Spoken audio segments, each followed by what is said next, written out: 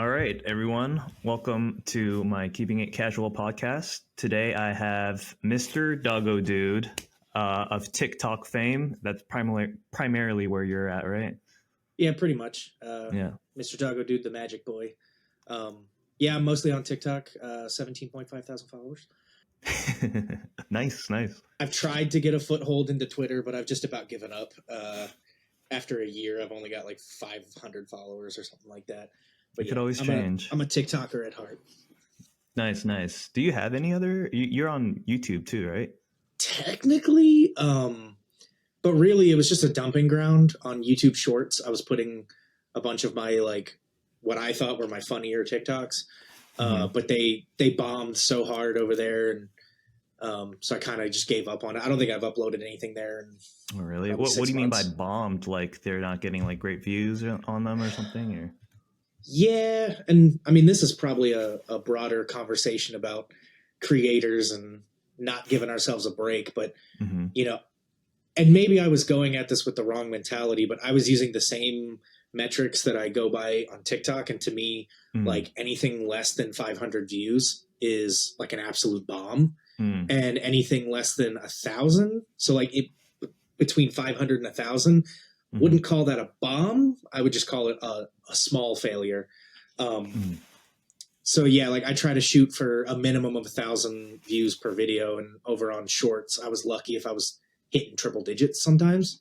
Hmm. Like so on TikTok, I did the whole soul theme thing where I was talking about replacement effects, and you know the it started with the math challenges and Yeah. stuff like that, and those got like so much traction and everything over on TikTok, and I think on YouTube Shorts it got like 72 views and not Mm. even a single thumb up or a comment or nothing, and I was like, okay, well, Well, did you start out on TikTok first, or did you do yeah, both at the same time? Or technically, yeah, when it comes to the magic stuff, I actually had a YouTube account like many years ago with about Mhm. 2,000 followers, but it's I'm not too proud of it, and it's very cringy, so I've kind of buried it to the annals of time. Okay, um I was gonna but then ask more yeah, about that, but if you want to keep that uh, hidden, we now it I'm kind of was it curious. it was fresh out of high school, Doggo Dude, Mm. trying to be internet famous, and it's very cringe. I Yeah, then I just kind of did nothing online until the pandemic, and then I hopped into TikTok, and it's just kind of been off to the races ever since. Okay. What got you into like content creation? Like what's your whole background and your whole history with that?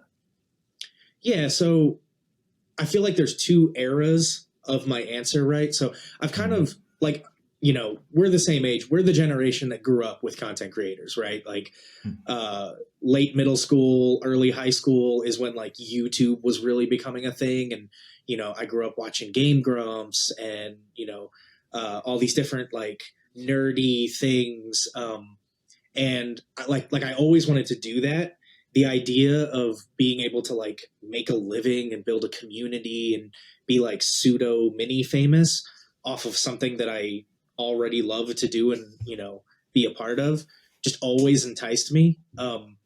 I've like, not to go on a weird deep dive into my actual personality, but like I've Please never do. been one of those people that had like a solid dream for life. You know what I mean? Like I've Mm. always envied people that were like, I want to be a doctor. I'm going to be a neuroscientist. I was like, man, I just want my bills to be paid. Like I don't really care how I get there, right? Mm-hmm. And then seeing all these content creators, seeing all these famous YouTubers making this empire for themselves, hiring teams, having offices, making goofy videos on the internet, I was like, that's something close to a dream. Like that would be Yeah. fun. But then Yeah. actual life got in the way, and I did nothing about it. Um, and then yeah, Yeah. the pandemic happened, which I think kind of pushed a lot of people in that direction. So Yeah. That was kind of like around, I think, a bit after the pandemic is when I started. I think around 2022, end of 2022. okay, yeah, I guess everyone was just kind of feeling like that I don't know. For me, I felt like that dread of like just being stuck at home and like things are crappy and life sucks and stuff like that. And like, uh, Yeah. I just wanted to do something like for myself. I'm similar to you where like I didn't really have a solid plan for life. I just kind of like, if things came to me, like that's just kind of what I did. And like for me, making content creation was like, or going for content creation was like the one time where I like actually did something for myself or tried something for myself and see where it pans out. I don't know if Yeah. that's the same for you. Yeah. I mean, yeah, pretty much. I mean, for me, I would say probably the initial driving motivator was so I had a TikTok since TikTok started, but I wasn't doing anything. I was a Mm-hmm. a casual viewer or Mm-hmm. a silent mafia, as we used to call them in the MTG community. Hmm. And like it just felt different, like something about TikTok, and it's why I've enjoyed making content on TikTok versus like YouTube and Twitter. I feel like on other platforms, you're making a product for other people to view. Versus on TikTok, it feels more interactive. It's like I'm not making a product, I'm just being myself. And even in like my skits that are produced and stuff like that, it's still like I'm joking around with my friends. My audience feels Mm-hmm. like my friends. And so Mm-hmm. when the pandemic struck, I'm a pretty naturally outgoing person. Like I'm very extroverted. Just been that way since I was a child. And so when the pandemic happened, and now everyone's locked behind closed doors, and I couldn't even see my girlfriend at the time, who's now my wife. But back then we had been dating for 4 or 5 years, and we'd been friends since high school. And then all of a sudden, I'm not allowed to see her, because she Mm-hmm. was living with her parents who are on the older side. So for precaution's sake, and I still had to go to work. So like I was still going to my place of work, risking getting infected.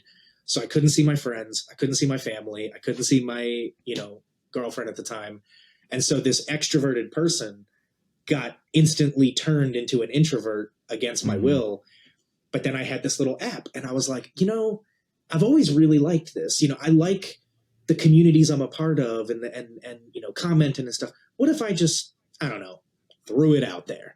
And then yeah, that first 5 videos or so, the experience was just so positive that it just kind of almost became like a daily routine. Like one of those things. And I think a lot of us were dealing with this during the pandemic. We were Mm-hmm.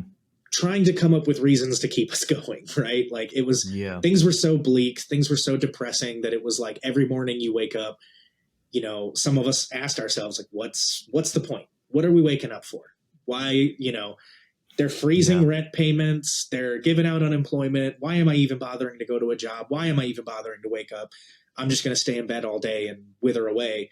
And it was almost like giving me this little routine of like, well, no, I have to post a video every day, and then I got to come up with a Mm. video every day.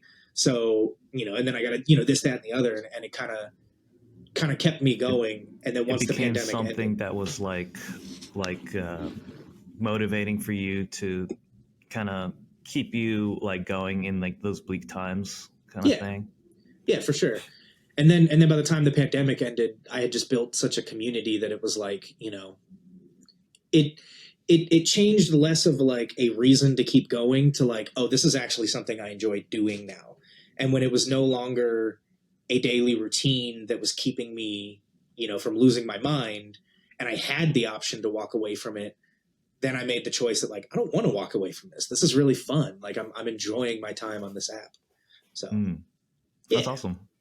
bit of a long-winded It's answer, but there you go. yeah, it's interesting.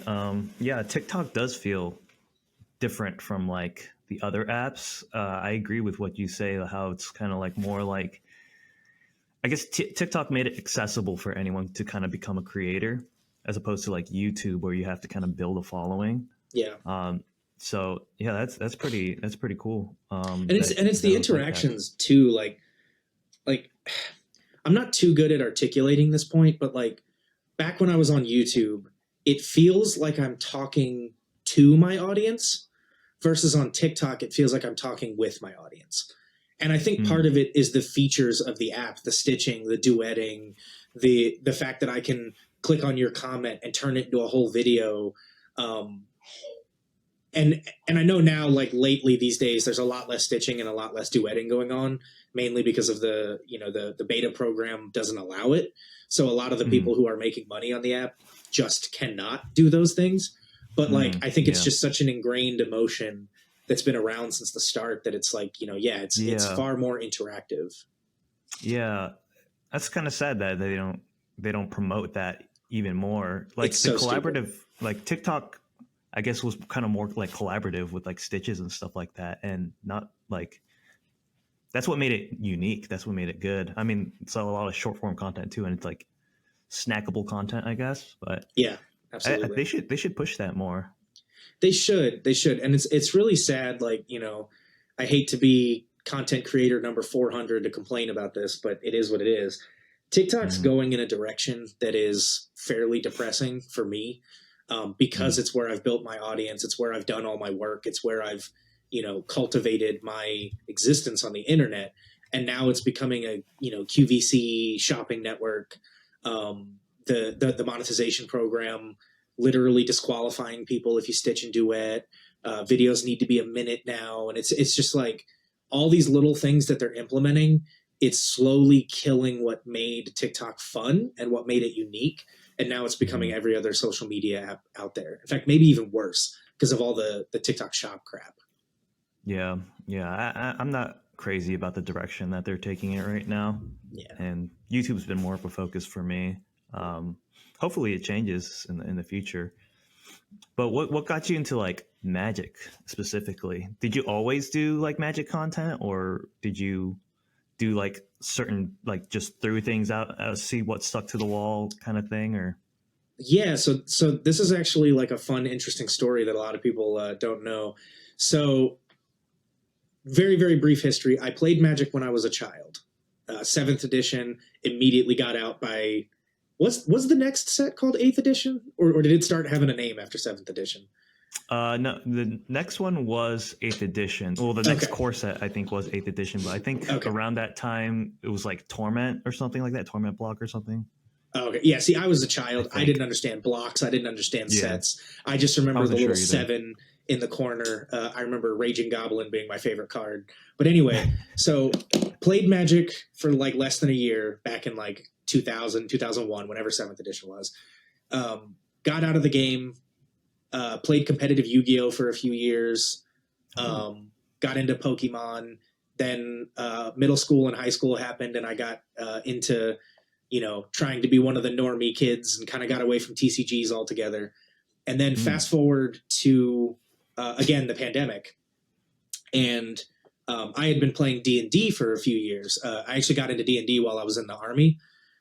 It was, because D&D is a great game that you can play in the middle of the woods, because you don't even really need a dice to play D&D. If you get creative enough, you can just kind of role play through it. You don't need books. You don't need papers. You can play a very base version of D&D with nothing.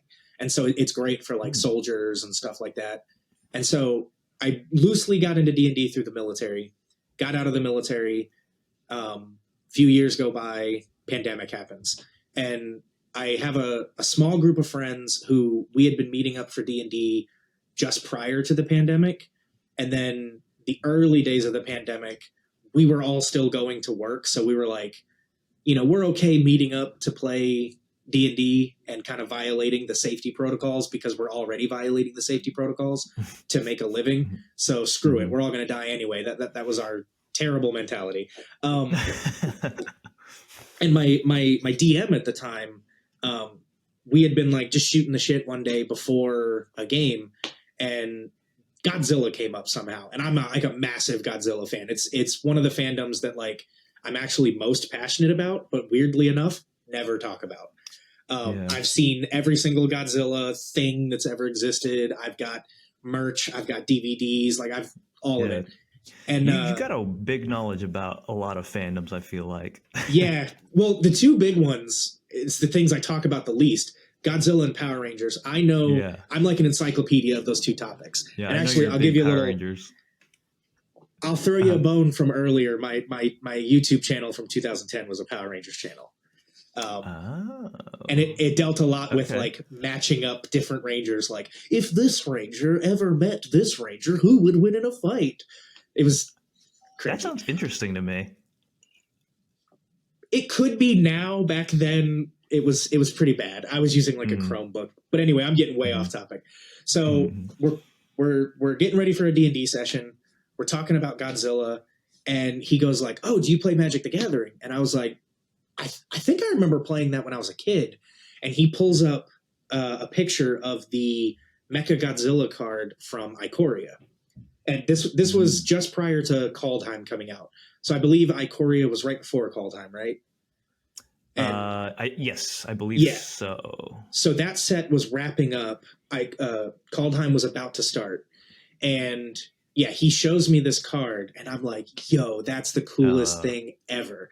So I go out on eBay and I buy the Mecha Godzilla card, and I come to my next session and I show him. I'm like, "Yo, I got the card. This is so great!" And he's like, "Awesome. Are you going to get the rest?" And I was like, "Wait, the rest?"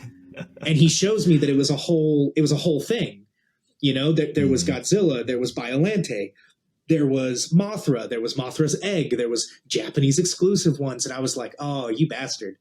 You bastard, you got me. You hooked me in." Then he explained to me how the sets work, and he was like, "Oh, well, you know, these were a part of a set called Ikoria that's all about giant monsters and kaijus and shit." I'm like, and I'm in. They got you. The universe, not Universe Beyond. They got technically you it wasn't called at that end. But that's right. Yeah, which I hate that, by the way. I really think they should have retroactively just called all that stuff Universes Beyond. It's so confusing the way the brand works, because like Walking Dead and Godzilla are not Universes Beyond. There's a couple secret layers that came out that were not Universes Beyond, but then eventually Universes Beyond came to mean anything outside the Magic Universe, with the exception of the things that came out before. It's just so confusing. Yeah, that was Wizards, I guess, testing different kind of things, and it wasn't set then, but then they saw that, I guess it was popular enough so that they made it an actual thing. But continuing your story about Magic. Oh yeah, so then I got my first precon. I got the AC. I forget what the name of the deck is. That's a good one. It was the blue-green AC deck. It was really good. Then I got the Anawan Precon Sneak Attack, I think it was. And that's when I really started to learn how complex the game can get because of the mill ability and stuff like that. And then my first ever custom commander deck that I built was Rin and Siri. And it was because, Mr.Dogodude, I love dogs. I'm a huge dog person. I'm a huge rescue person. Every animal I've owned since I was a child has been a rescue. And so when, my buddy, he's really trying to get those hooks in, keeps showing me more and more stuff. He's like, "Hey, you really love animals. There's a commander that's literally a dog and a cat cuddling, and you get to make more dogs and cats." And I was like, "Oh, I'm making this deck." So then that, just to make sure, I'm not completely off topic. This leads to the content thing. So my DM and I were getting closer. We're bonding over Magic, and he's one of those guys that he's a deck building savant. All of his decks are high tier, competitive. He's got 109 decks. Half of them are CEDH. Half of them are just grossly, disgustingly powerful. He's one of those guys, right? So I'm going through this simultaneous change in my life where I'm wanting to get into TikTok, and I'm just getting into Magic. And I said, you know what?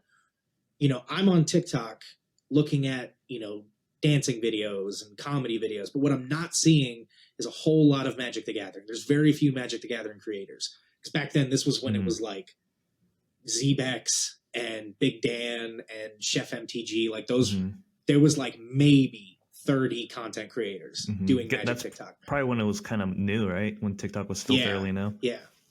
I think it had been out for about a year, but the nerd spaces had not cultivated yet. Yeah, that seems new for a platform like that to me. Absolutely, yeah. So I had this brilliant idea, smarter than everyone in the room. I'm like, you know what? I'm gonna do it. I'm gonna make Magic the Gathering popular on TikTok, and I came up with this idea. It was originally supposed to be a 2-person channel. It was gonna be me and my DM.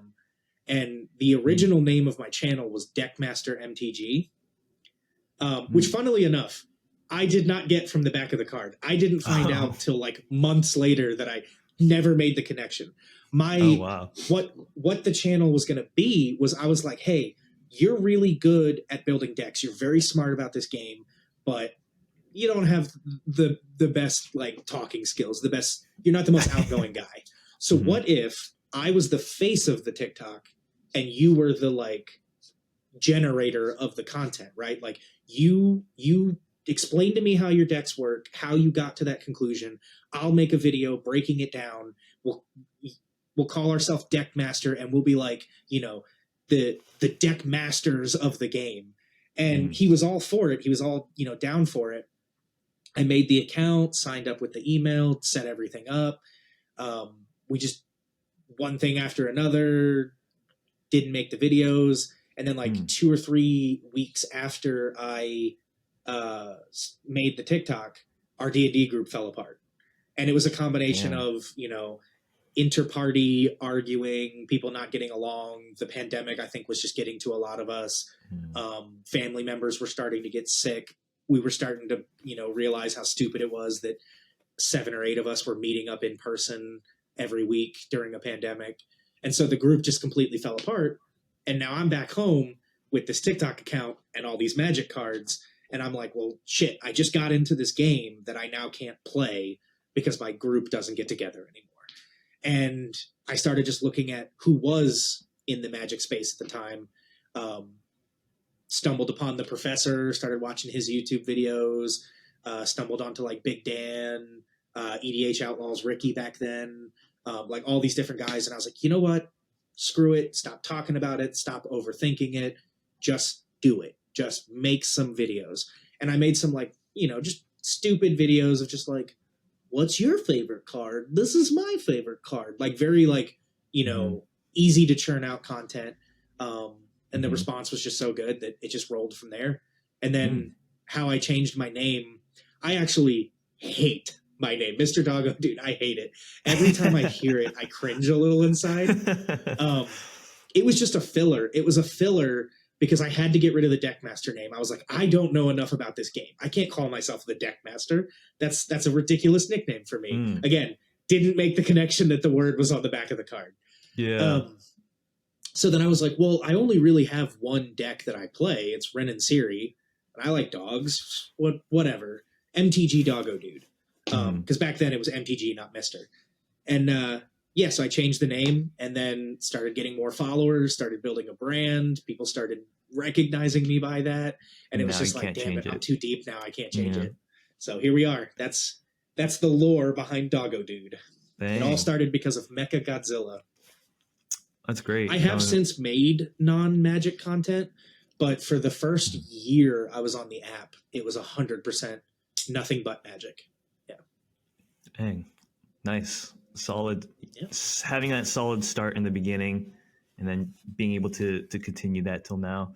Do you feel like I feel like you're kind of like a person of action. If there's something that like you want to do, like you'll do it. Would you say that's fairly correct?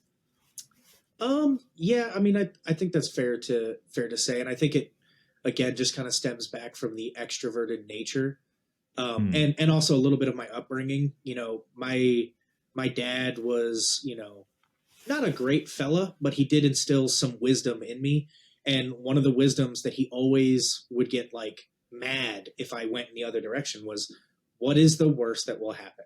Right? Whenever Hmm. you want to do something, whenever you want to say something, whenever you want to if you're thinking about reaching out to a creator or you're thinking about making a style of video, you always have to ask yourself, what's the worst that's going to happen?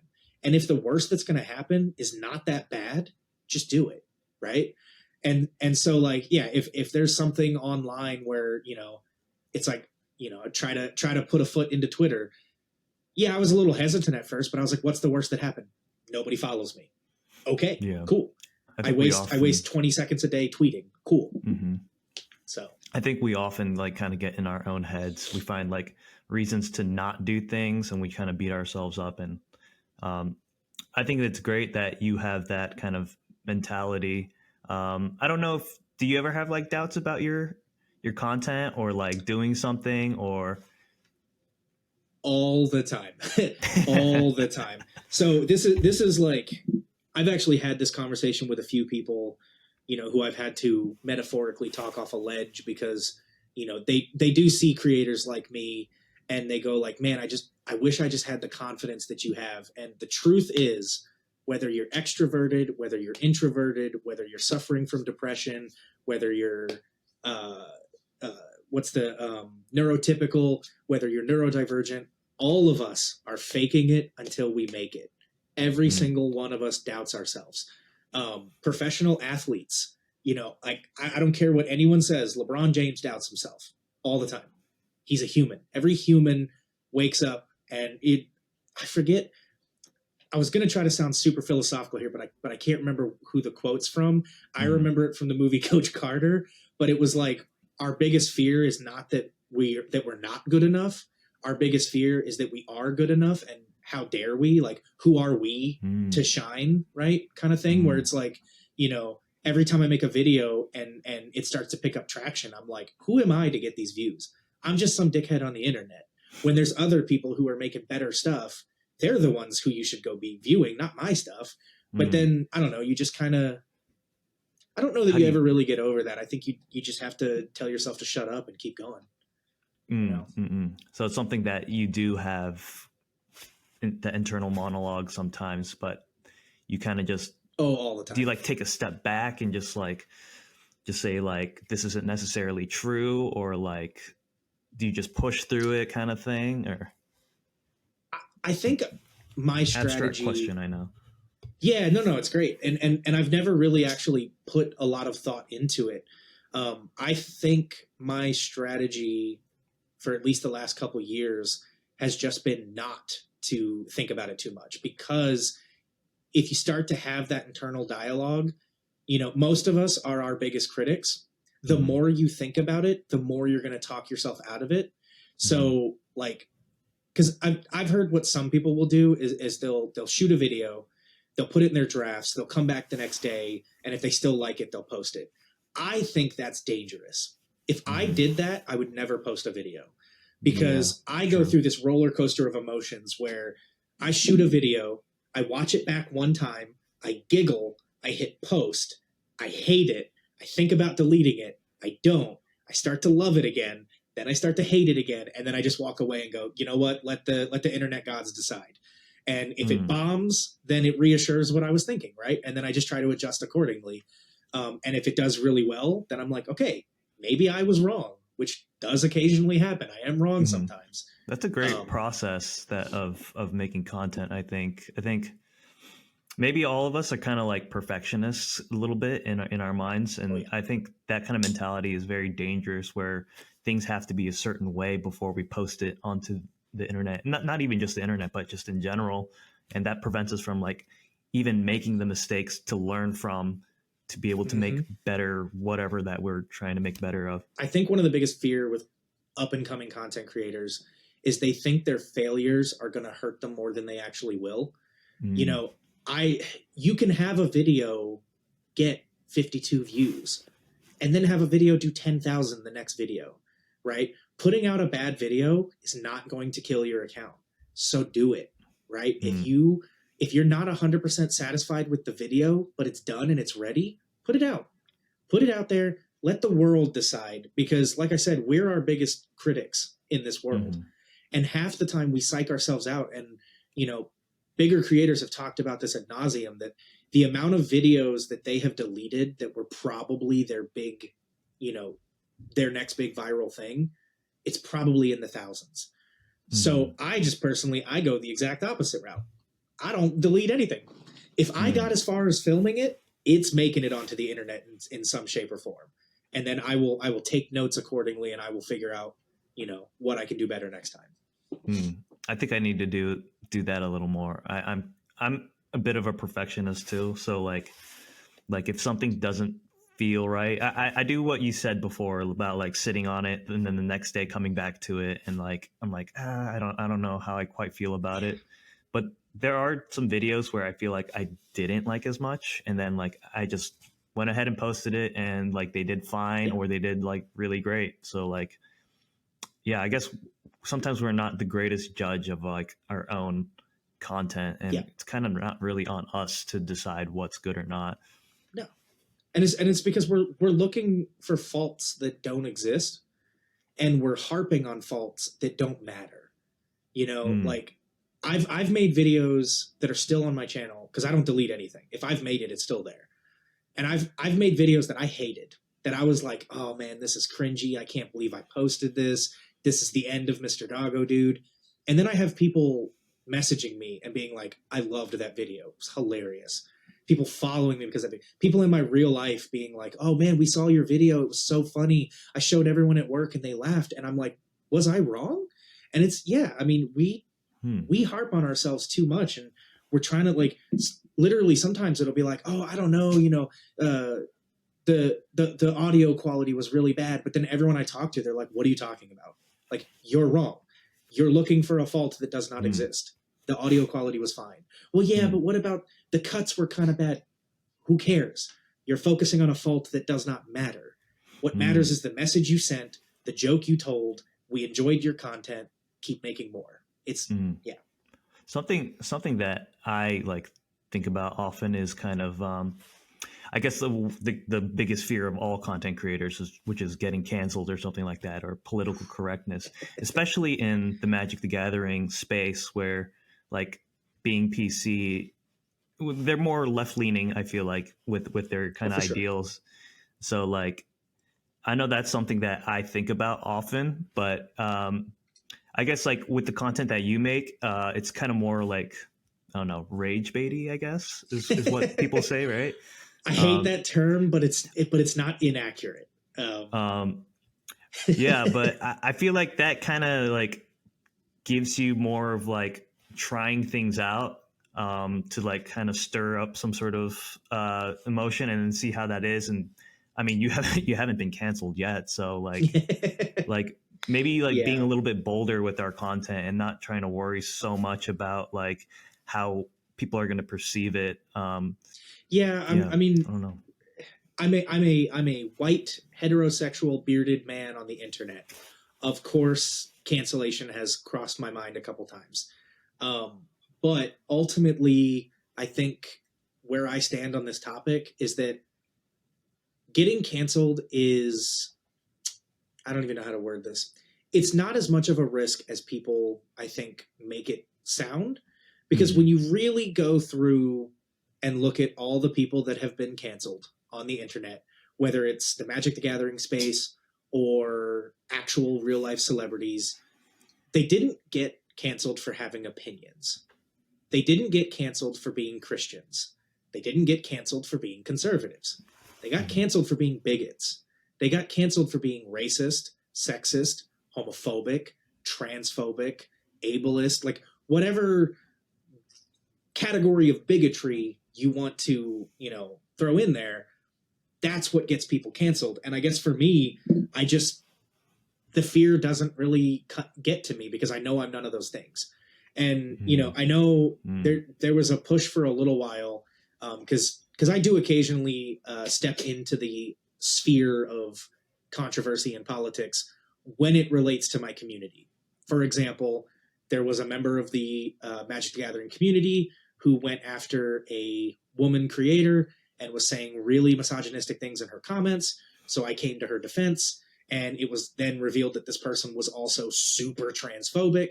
So I made videos calling them out. We had a back and forth, and it was a huge shit show. It was an awful experience. The point that I'm getting at with that story is that this person tried to spin a narrative that like I was trying to cancel them because they were Christian, and that the MTG community is not welcoming to religious people. And that's just not the case.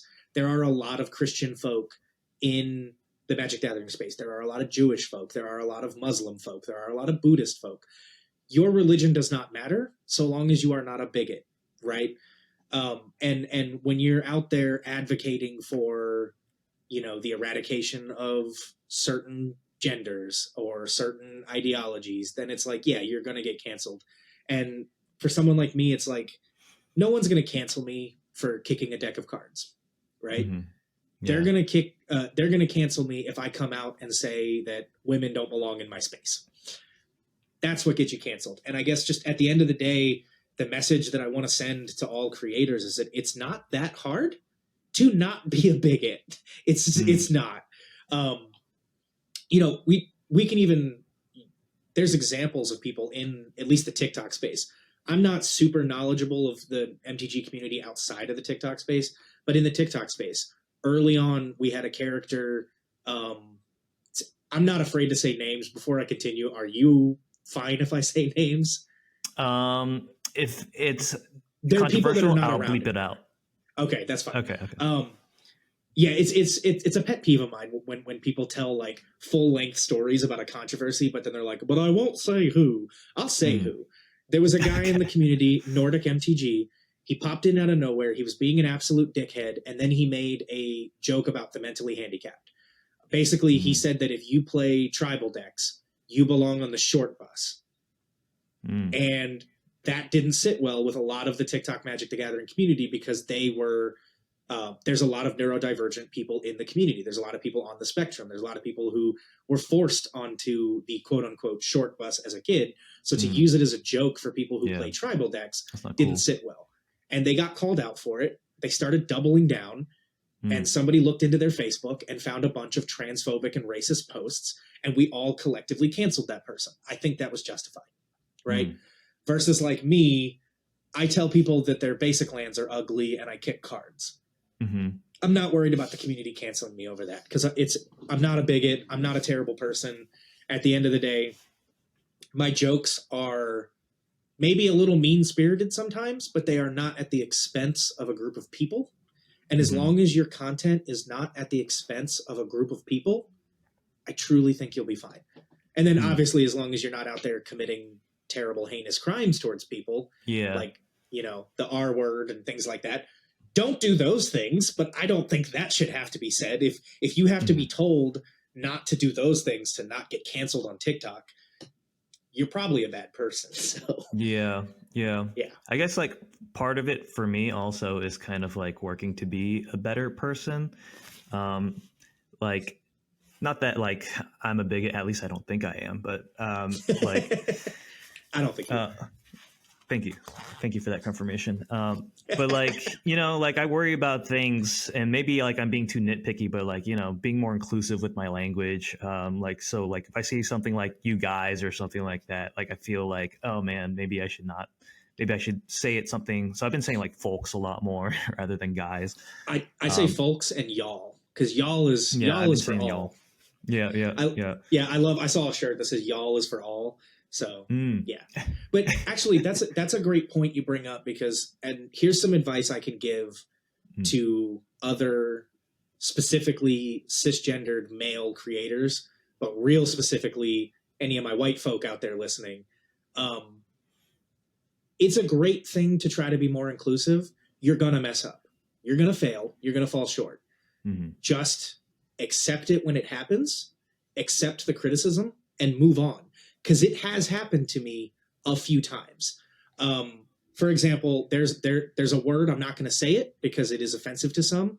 It starts with a J, and it's usually in the context of like when it's another way of saying, "Oh, what a ripoff," but starts with a J.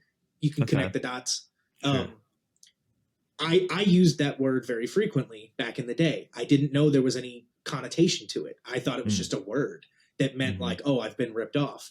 And then I did it in a video once, and somebody pointed out to me that was like, "Hey, that word is actually pretty offensive to like an entire culture of people because it's short for gypsy." Which, if that doesn't help you know what word it is, Google it later. Which is a slur basically for the Roma people. And at first, I was like, "Are you really?" Because anyone who's familiar with my content, you know that if you leave a critiquing comment on my videos, you are likely going to get trolled. I'm not a fan of unsolicited advice. And that was my initial gut reaction, was that this person was like, "This is stupid. Like, are you really going to try to cancel me because I used a word?" And then I Googled it and I did some research, and I was like, okay, there are people that find this word problematic. It's not that hard to stop using it. I just stopped using it. You know, there was another term. I can't even remember what it is, but it was somehow connected to Judaism. That another word I just didn't understand the background of, and got called out for it. And I said, okay, you know what? You're right. I wasn't aware of that. Won't use it again. I've never used it since. I don't even remember what it was. That's how easy it is, right? And so, like, you know, and it's the same with the gendered comments. I'm a dude person. I say dude all the time. I love the word dude. I grew up with the word dude. I grew up in New Jersey as a surfer kid. Like, you know, that's dude was part of my vernacular. And now as an adult, now that, you know, the transgender community is more prevalent and more out there and more known, you know, they're not a huge fan of the word because it is typically a male centered word. And if you're talking to somebody who identifies as a woman, they don't want to be called dude. Even if you meant it, you know, unisex, they don't hear it that way. And so it's not that hard to not say dude, right? Like, we're adults. Most of us are adults. You're supposed to be an adult to have a TikTok account. We're adults. We have jobs, right? If you go to a job and HR pulls you aside and says, hey, you need to stop calling your coworker dude, are you going to A, stop calling your coworker dude, keep your job and pay your bills? Or are you going to go out there and, in spite of them, call them dude and then get fired and lose your job, right? You wouldn't risk your job. Why risk your internet personality? You know, if you slip up and you do something that's not inclusive, just adjust accordingly. I don't know. I feel like it's something that's so inevitable, but also not that hard to adjust from, that I just think, you know, it's not something we should live in constant fear of personally. You're allowed to make mistakes as long as you learn from them and better yourself that way.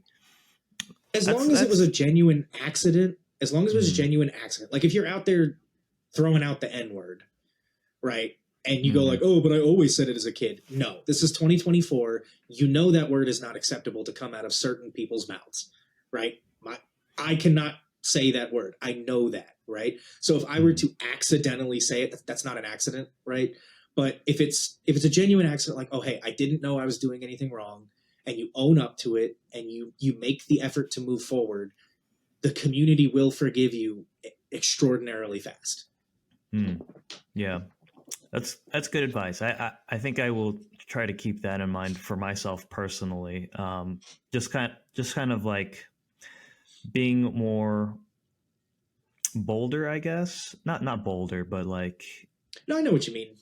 Yeah. Be like controversial in the non-bigot way. Like, not necessarily controversial either, but like, I guess like, for me at least, you know, I worry about like how people are going to perceive me, you know, if I'm like being inclusive or not. But my idea of that might be a little bit like extreme for myself, you know, so like I'm going to try my best to not say anything wrong ever, kind of thing. So but like maybe it's fine, and maybe it's holding me back from like producing like certain types of content or having certain kind of mindsets, or being like progressing myself in a more positive way. I don't know if that makes any sense. It does. I would just say have a little more faith in yourself, right? Like I said, you know, we're straight dudes in an ever evolving world. We're gonna make mistakes. Yeah. We have biases that have been built into our brains since childhood. We all have different childhood experiences. We all have different traumas. We all have different levels of toxic masculinity. I mean, I grew up in a very toxic masculine house, played sports, joined the military. Like, toxic masculinity is built into my psyche. So I'm going to make mistakes, right? But I also have faith in myself that I know I'm a good person. And, you know, Chuki, I've known you for a little bit now. I know you're a good person. If you ever slipped up, it would not be on purpose, right? And so, you know, I guess just my advice to you specifically is just have more faith in yourself. You're a good dude. Do what you got to do. Don't stress if you slip up. And if you do, it'll be fine. You're going to slip up. Even if you stress about it, you're still going to slip up. It's inevitable. Yes. I like what you said about like, you know, you're a good person, but also like, I feel like you're a person that's capable of learning from things too. And I think I am too as well. So I guess I should have more faith about like making mistakes and being able to learn from it. that's kind of the mentality that I take with like Magic the Gathering stuff, and like why I'm fine with doing rules content, even though like the internet is they'll nitpick at every little detail and stuff. Oh Uh, yeah, they will. but like if I make a mistake with Magic the Gathering, like that's fine. Like I'll learn from it, and I'll admit that I made a mistake. So I think I could do the same with um, Yeah. the broader world too as well. What's actually Um, really hilarious about what you just said though is that you're very capable of admitting you made a mistake when it comes to Magic, mhm, but like maybe not the other way around. Like that's something you need to work on. I'm the exact opposite. If I make a mistake like socially, I'm mhm, I'm like, oh, dude, you're right. See, I just said dude again, but like, oh, like you're right. Like, I got to work on that. Blah blah blah. But if somebody corrects me about like content, like a video or something, ooh man, like ah, hmm. even if I'm wrong, I almost pull a Wizards of the Coast sometimes, and I'll double down anyway, and I'll be like, no, fuck you, I'm right because, and like make up some reasons. Like I Try to hate being justify told what I'm you wrong. say. Yeah, it's a problem. It's something I've had to work on since childhood, but God, I Mhm. hate being told I'm wrong. It Do you, sucks. is there anything that you do actively, or is it just something like you try to keep in mind for yourself? It's like, I think it's something I just try to keep in mind for myself. And if I'm being honest, I think TikTok has helped me a lot because mm, the amount of comments that I have to ignore and the amount of video replies that I have to ignore, it's getting me in a good place in real life where like I'm still not great. The people in my non-content creator life will tell you that like, I'm very quick to pull out Google that it's, we're having a conversation. I'm like, nah, mm, I don't think you're right. And I'll just start looking it up. Like, I don't need to do that. But I've definitely gotten better over the years. And I think it's just, yeah, it's just mm, habit of, when you get thousands of people every month telling you how stupid and dumb you are, and you learn to ignore that, when it happens to you in real life, it's just kind of like, it almost feels like a real life TikTok comment. You just walk away from it. hmm. It's kind of interesting how I feel like content creation can also make a person like a better person. Because like I know with the comments and stuff like that, like for me, I take it like as an opportunity to try to like learn how to communicate with other people in a like healthy manner, kind of thing. Yeah. Uh, yeah, that's super interesting to me. I envy that about you, truly. Like, it's one of the many qualities of yours that I wish I could emulate because, yeah, it makes for good content. And I think it's kind of become my shtick at this point. But man, sometimes do I wish I could just let something go. Hmm. Like, Yeah, I think a lot of some of it. the, yeah, some of the back and forths I have on TikTok, it's like it was a shitty comment from a no name user with like a car as their profile picture. Did I need to argue with them for 2 hours? No. Like, did they learn anything from our discussion? No. Did I become a better person as a result? No. Like, all it did was ruin my night for no reason. Yeah, it's, Yeah, I mean sometimes the comments get to me too. It's tough, but I think it does every opportunity that presents you is an opportunity for you to kind of like learn or grow from. yeah. I will say Uh, what I've tried to do in recent months is if I reply to your comment, it's usually in a joking manner, even if I'm being passive aggressive. Like, for example, recently I got called a communist because I thought it was wrong for a CEO to take home $9.4 million in bonuses while laying off 1,100 people, but that's neither here nor there. mhm, And so the person called me a communist. And instead of arguing with them, I turned their video or their comment into a video where I like pretended to be a communist, and it's one of my favorite mhm, videos I I've made saw in a long that. time. Or the whole Magic Boy thing. Somebody dismissed my entire video and was basically like, "Shut up, you're just whining, Magic Boy."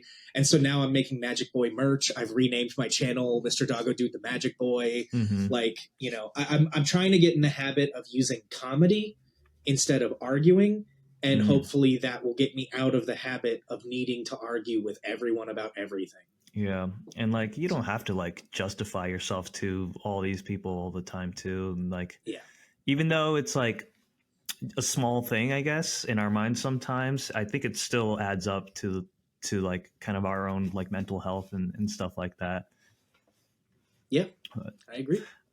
Um, so one thing that I feel like I struggle with a lot is kind of authenticity. Um, is that something that ever kind of crosses your mind? Like if you're being authentic, or like if you ever feel like you're kind of putting a face or a front or a character or something like that? Do you ever Um, struggle with that? I think it was more a problem in my early days on TikTok, and Mm, now I think I'm more my authentic self. mm, Um, it does get a little frustrating. So basically, before I go on one of my long tangents, when I first started TikTok, I was aggressively positive. Um, in the mm, sense that like every video was like, "Hey everyone, how's your day? Hope it's beautiful. What's your mm, favorite card?" And it's like mm, that's just not me. Like mm, mm, anyone who's known me for more than 10 minutes outside of a content creation sphere knows that I'm kind of a curmudgeon. I'm a very bitter, jaded person. Um, I'm funny. I try to be nice to people, but at the same time, I do tend to take the more pessimistic view on things. It's just who I am. I'm working on it. I'm not there yet.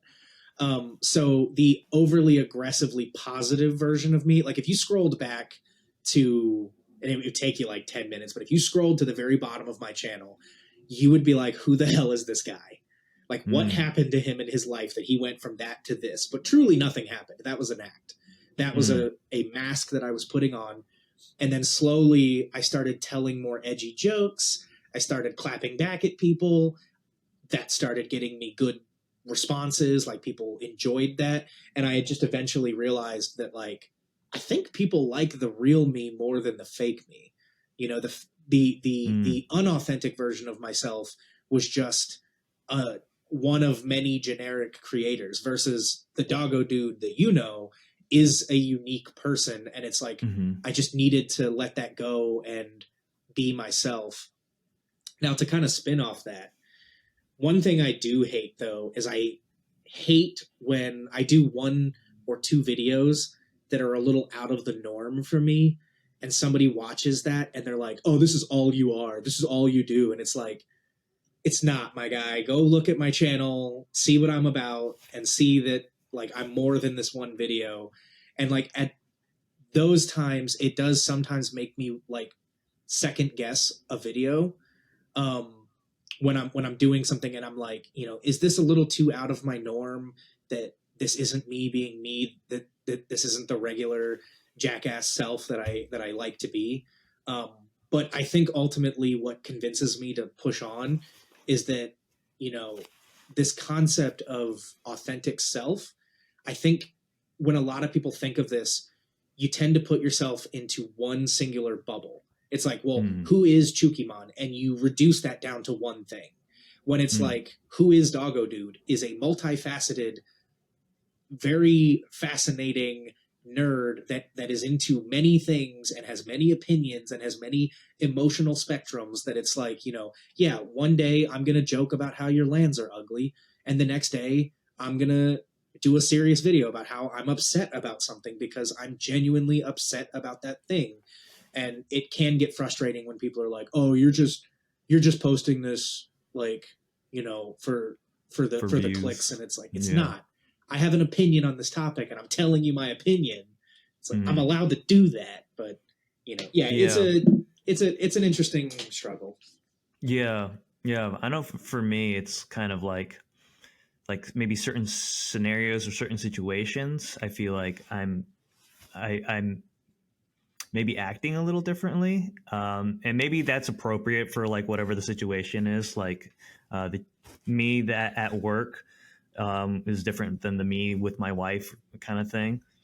And I've always kind of like wondered like what's the balance, like is that me at work, like it feels like me, or am I just kind of putting up a face, or uh like am I trying to be perceived a certain way? It all comes Yeah. down to perception for me. So I Oh yeah. think, yeah, people pleasing is something that's like very ingrained in me, and like I want to work on getting better with that. I think content creation has helped me with that, trying to be a little bit more of myself, Yeah. little by little. And see, I think that's another point for TikTok, why it's my favorite social media platform, is I feel like, and this is no knock to any other platform, it's just the nature of how things are. I feel like when you are on Twitch, right, you are putting on a live show. Mm. You are in character, you're over the top, you're trying to be entertaining, right? When you're making a YouTube video, a long form content video, you are acting, right? You are producing a video with a script, and you are acting, and you are Mm. being a character. Even if that character is yourself, it's a character version of yourself, right? Mm. Versus Hmm. TikTok, which is literally half the time it's I picked up my phone, I aimed it at myself, and I expressed my opinions. So I feel like TikTok really helps us be our authentic selves, because characters don't sell as well on TikTok versus people being themselves. Some of the funniest accounts on TikTok are people just existing, like really, really funny people. Like one of the first videos or TikTokers that got me into TikTok was, and I don't remember her name. I feel bad about this. She has like 10 million followers. She doesn't care that I don't know who she is. But it was the lady that would, she would sleepwalk, and she put up security cameras in her Oh house to yeah, I've seen record her those. sleepwalks. That's not a character, right? Like, she was literally just showing us what happens when she goes to bed, and Mhm. she blew up, right? Like, TikTok is where you go to be yourself, and I love that about TikTok.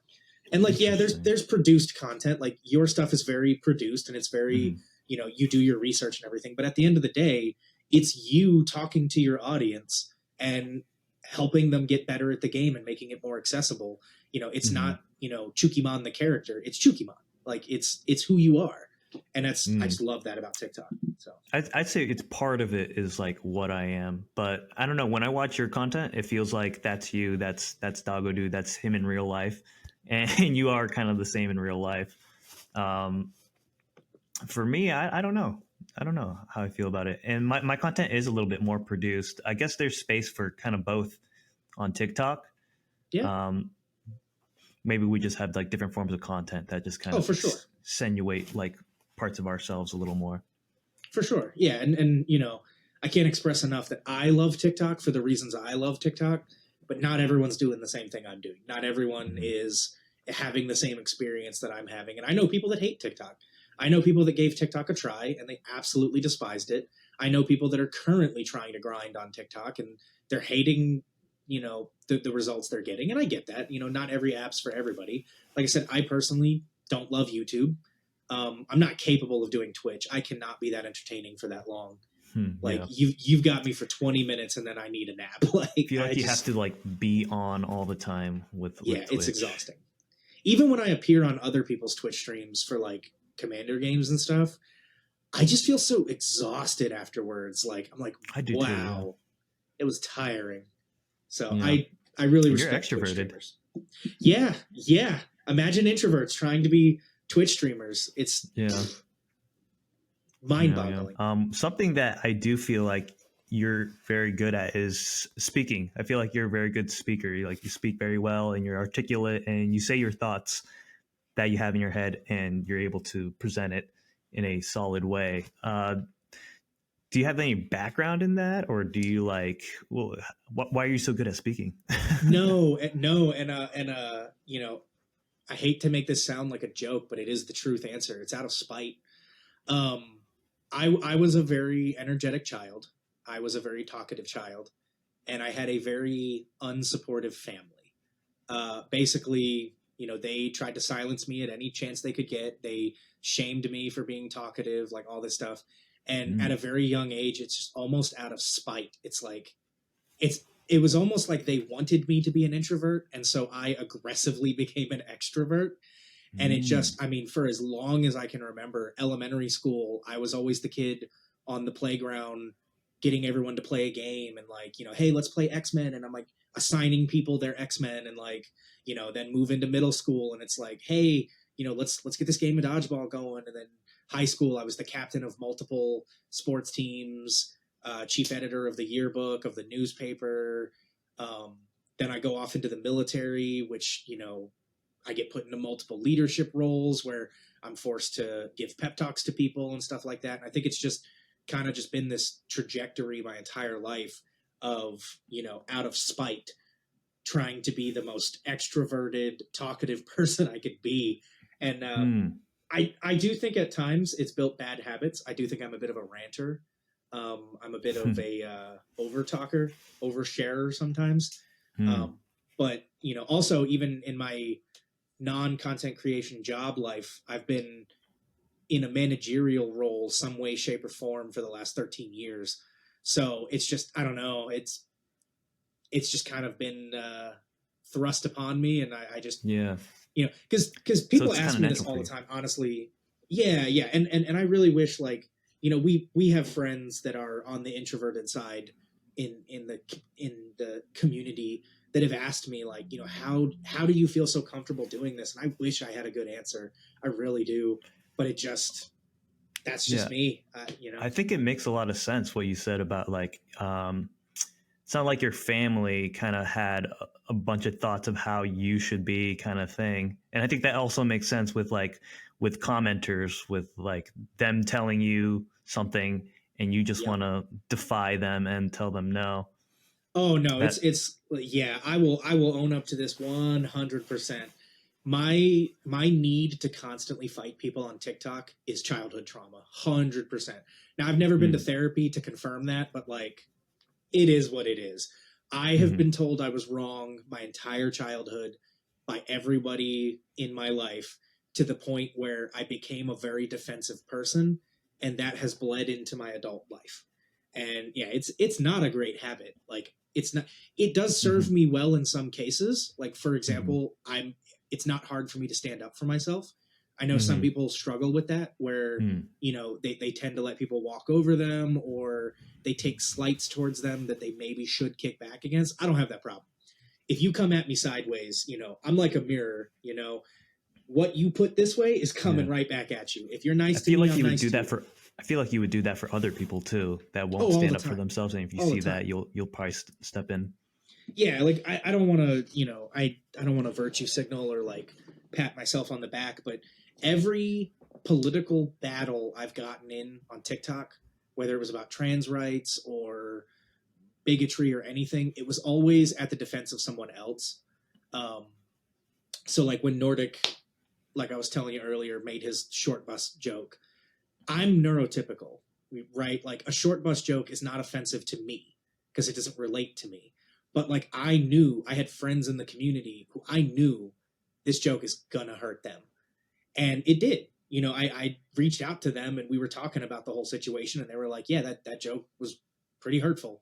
And so I went full in on trying to get that guy out of the community. So, yeah, you're right. It is good sometimes, it is a fault sometimes, my personality, but I try to find ways to, I guess, weaponize it in a good way for other people, Yeah. Because it's also great for whenever I participate in charity events and stuff. I'm pretty good at raising money when I have to, because I'm so extroverted. I will message people. I will make videos. I will do projects. Like, I will do all this stuff. And it's like, so I take that negative trait that was kind of forced onto me as a kid, and I use it to put some good back into the world. Yeah. I feel like a lot of like everything in the world's kind of like on the spectrum. And I'm not just talking about like the autism spectrum, but just in general, just like extroverted, introversion, being a good speaker, all that kind of stuff. And like getting that slider to the right spot where it's like you're not oversharing and where you're like not even standing up for yourself is kind of like the balance that people kind of have to fight with all the time. So yeah, but I think I will say this though. Going back to one of the first points I made in this whole conversation, like an hour ago at this point, we're all faking it till we make it, right? As confident as I sound sometimes, I still get very nervous in large crowds, but I just push through it. And I know that is not my advice to people. I know that's a very neurotypical, ableist thing to say, is just get over it. Most people can't do that, but that's just what works for me. So like, for example, we applied for a panel at MagicCon Chicago. Not sure we're going to get approved for that, but if we do, pay attention to my face 10 minutes before we go on stage. you're going to see how nervous and scared I am. But when I get in front of that mic, it's like none of it exists. Hell, you might even notice my hands are going to be shaky like shit. But when I'm there and I'm talking, I'm going to be calm as a cucumber. And it's just, you just got to do it. You just got to, Yeah. Yes. I feel like you have certain experiences that helped you to develop that kind of skill. And I think it's something that everyone could potentially develop, but I don't know what you did in your in your lifetime, but you did something that made you really good at that. But yeah, we're getting, I think we're at a good spot of wrapping things up. I know you have some things to do. So do you, anything that you want to else that you want to share, or like your channels and all that stuff? Yeah, sure. So, as we said at the top of the show, Mr. Dogodude, I am primarily on TikTok. So if you really want to get my thing, go there. I'm also a co-host on a podcast, Snarg's House of Sin. It's a very chaotic, loose form, conversation style podcast. It's very similar to the conversation we had today, with a lot more raunchiness and chaos. And episode 1, I show my feet, so that's fun if you're into feet. And then as far as upcoming things, I am most likely going to be at MagicCon Chicago unless I announce otherwise. And then coming soon, and I've been saying this for about 6 months now, but this is legit. I've got the Kickstarter ready. In the next week or so, I'm launching a Kickstarter for a playmat that I'm going to be selling, and 100% of the profits are going to go to the Rainbow Youth Project. It is a amalgamation of Joven fan arts. For those that don't know me that well, I am kind of the Joven guy on TikTok. It's a Magic the Gathering card that's very obscure. Most people don't know about it.